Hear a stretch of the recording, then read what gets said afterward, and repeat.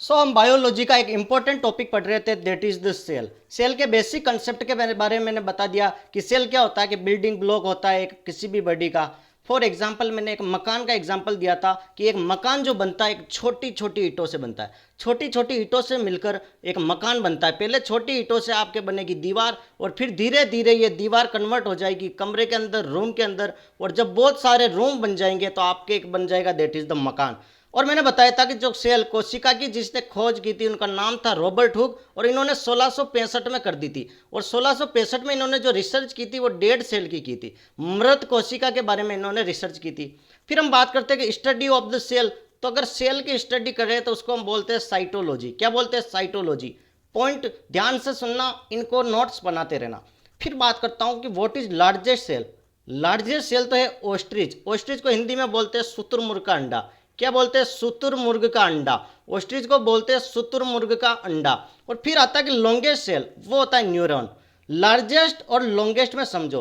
Largest, ये मंदिर बहुत बड़ा है, बहुत लार्ज है, ठीक है। लॉन्गेस्ट मतलब लंबाई, बहुत लॉन्गेस्ट अगर मैं बताऊं तो यह विजय स्तंभ बहुत लॉन्ग है, ठीक है। लॉन्ग मतलब लंबा, और लार्जेस्ट मतलब एरिया वाइज, ठीक है। समझ में आ गया? अगर लार्जेस्ट पूछा तो ऑस्ट्रिच शुतुरमुर्ग का अंडा, और सबसे लॉन्गेस्ट सेल के बारे में पूछा जाए तो वो होगा न्यूरॉन। चलो अब बात करते हैं ह्यूमन सेल्स की। ह्यूमन मतलब इंसान के शरीर में कौन सी सबसे बड़ी सेल होती है और कौन सी सबसे छोटी होती है।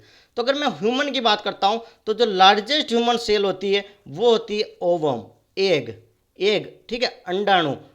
ओवम लार्जेस्ट ह्यूमन सेल है, और स्मॉलेस्ट सेल होता है that is the sperm. Sperm, sperm का तो आपको पता होगा that is found in the male. Clear है? Now come to the next, that is what is longest plant cell.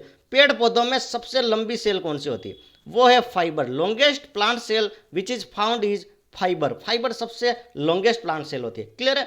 Cell की स्टडी को कहते हैं साइटोलॉजी। क्वेश्चन बन सकता है, जो चीजें बता रहा हूं यहीं से क्वेश्चन बनेगा, ठीक है। साइटोलॉजी बोलते हैं। सबसे लार्जेस्ट का पूछा तो ओस्ट्रिच बता देना, दैट इज द शुतुरमुर्ग का अंडा।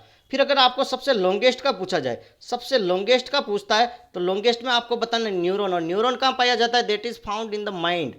हमारे मानव मस्तिष्क में पाया जाता है, दैट इज द न्यूरॉन। हमारे मस्तिष्क में होता है। ब्रेन, ब्रेन में जो प्रेजेंट होता है that is the neuron. Point clear है? और फिर आता है that is the smallest. Smallest sperm होगा जो मेल में होगा। लार्जेस्ट ह्यूमन सेल ओवम, ठीक है। और ये found this is present in female. Clear है? लॉन्गेस्ट प्लांट सेल का भी क्लियर करा दिया। तो सेल से इस जो टॉपिक से है ना बहुत सारे क्वेश्चन बनने के चांस रहते हैं। ये वाले जो क्वेश्चन है ना मल्टीपल चॉइस क्वेश्चन में कई बार पूछा जाता है, इसलिए टॉपिक क्लियर कराना जरूरी था। और डेड सेल की रिसर्च की थी, ठीक है, रॉबर्ट हुक ने। डेड सेल और लिविंग सेल दोनों के बारे में पूछते हैं, कंफ्यूज हो जाते हो, इसलिए मैंने फिर से बता दिया कि डेड सेल की जो रिसर्च की थी वो 1665 में रॉबर्ट हुक ने कर ली थी, ठीक है। ओके, तो यहाँ से आपको बेसिक फंडा क्लियर हो गया होगा। और जो मैं नेक्स्ट लेक्चर लूंगा उसमें इसको और डिटेल में बताऊंगा कि व्हाट इज माइटोकॉन्ड्रिया। ये भी एक सेल में ही प्रेजेंट होता है। और माइटोकॉन्ड्रिया को क्या बोलते हैं? That is the power house. Mitochondria होता है, इसको पावर हाउस बोलते हैं, ठीक है। पावर हाउस, पावर हाउस क्या होता है? जहां पर बिजली स्टोर होती है। वैसे हमारे शरीर की जो एनर्जी होती है ना ये इस माइटोकॉन्ड्रिया में स्टोर होती है। क्लियर है? तो mitochondria is called as an power house. अब जो सेल्स होती है उसमें बहुत सारे डीएनए प्रेजेंट होते हैं, आरएनए प्रेजेंट होते हैं, आपके जीन प्रेजेंट होता है, माइटोकॉन्ड्रिया होता है, प्लाज्मा प्रेजेंट होता है, क्रोमोसोम प्रेजेंट होता है, सारी चीजें आपके सेल्स के अंदर होती है। मतलब एक बायो की जो जान बोलते हैं वो सेल से स्टार्ट होती है, ठीक है। तो यहां से आपको बहुत कुछ फंडा क्लियर हो गया होगा। Okay, thank you so much. और चैनल को लाइक शेयर सब्सक्राइब और जरूर कर दे ताकि मुझे मोटिवेशन मिलता रहे, मुझे पता चल जाए कि आपको कौन सी चीज़ समझ में आ रही है, कौन सी नहीं आ रही है, किस टॉपिक पे मुझे ज़्यादा मेहनत करनी है, ठीक है। Thank you so much.